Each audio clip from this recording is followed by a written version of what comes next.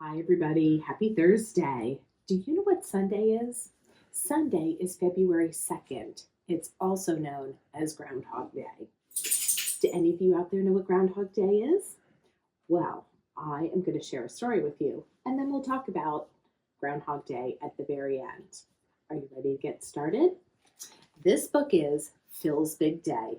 It's a groundhog story, and it's written by Lisa Woodruff, and it's published by Holiday House. And we want to thank them for allowing us to share this book with you today. Let's get started. And what do we see here? It says, "Hip hip hooray for Groundhog's Day." And it looks like some groundhogs, doesn't it? No matter how long the winter, spring is sure to follow. Phil's Big Day. Phil tossed and turned while his mom, dad, and younger brothers and sisters slept. His mind swirled with thoughts of Groundhog Day.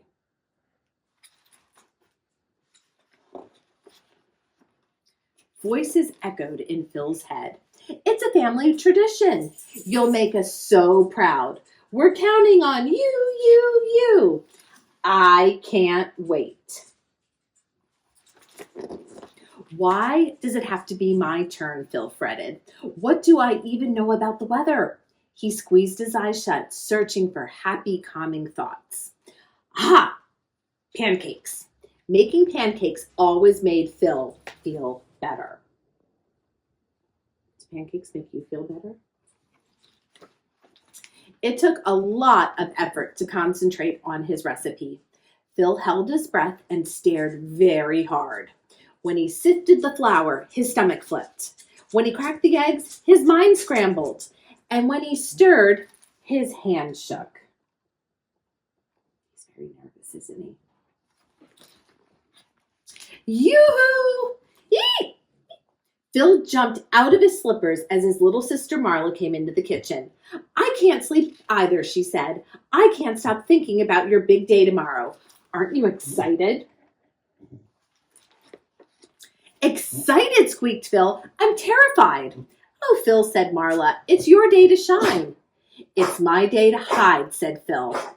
"It's going to be fun," said Marla. "I'm going to be sick," said Phil. "Don't worry so much," said Marla. "What's the worst that could happen?" What's the worst that could happen? Phil had many ideas. What if I start to shake? What if my voice is too soft? What if I stumble? What if I trip? What if I fall? What if I start to shed? What if I throw up? What if I cry? What if everyone laughs at me? What if I have food in my teeth? What if I forget what I'm supposed to do and I mess it all up? He's got a lot of thoughts, doesn't he? "That's easy," said Marla. "If you see your shadow, it means 6 more weeks of winter. No shadow means an early spring. But this poem helps me to remember. See your shadow at your feet, back to bed, get more sleep. If your shadow can't be seen, early spring will turn things green. Now let's practice your delivery." Phil groaned. Phil spoke slowly. He spoke loudly. He even tried adding some drama, but nothing pleased Marla. "I've come here today, boring, to see my shadow, to see or not to see my shadow. That is the question." "Nope. 6 more weeks. Stop. That hurts my ears." He was tired. His tail drooped and his brow furrowed. "That's enough, Marla. I'm through." But when Phil turned around, Marla was gone. She went back to bed. Phil saw the sky brightening. "We'll see you outside, Phil." Breakfast would have to wait. It was showtime. As soon as Phil stepped outside, his mind went blank. He trembled from the top of his head to the tip of his tail. He tried to remember Marlo's poem. What was it? "If your shadow can't be found, hurry, scurry underground. See your shadow on the snow, flowers will begin to grow." No, that wasn't right.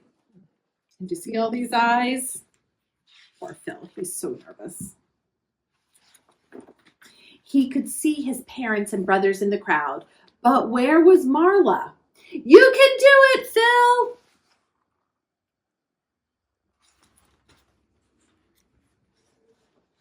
He had an idea. What was Phil doing? What's he doing?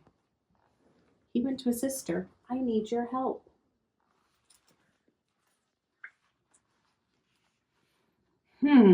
They could do it together.